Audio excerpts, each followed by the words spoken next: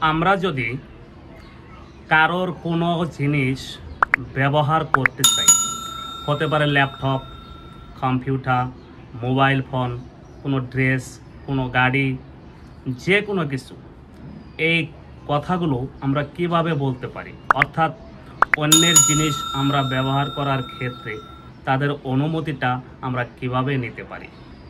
Today this session will show one of my students. His name is Milad Chakraborty.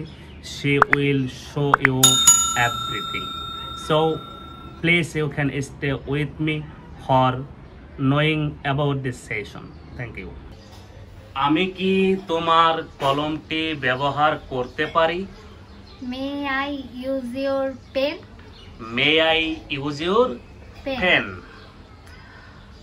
আমি কি তোমার শার্টটি পরতে পারি? May I wear your shirt? May I wear your shirt?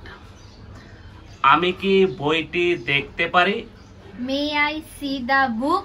May I see the book? আমি কি তোমার ফোনটি ব্যবহার করতে পারি? May I use your phone?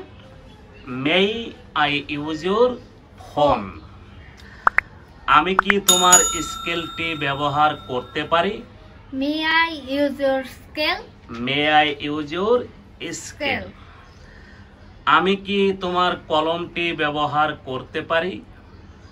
Do you mind if I use your pen? Do you mind if I use your pen?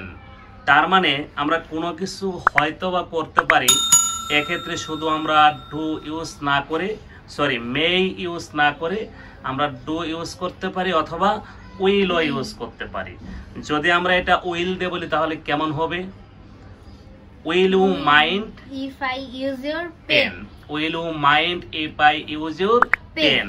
অথবা বলতে পারি do you mind if I use your pen?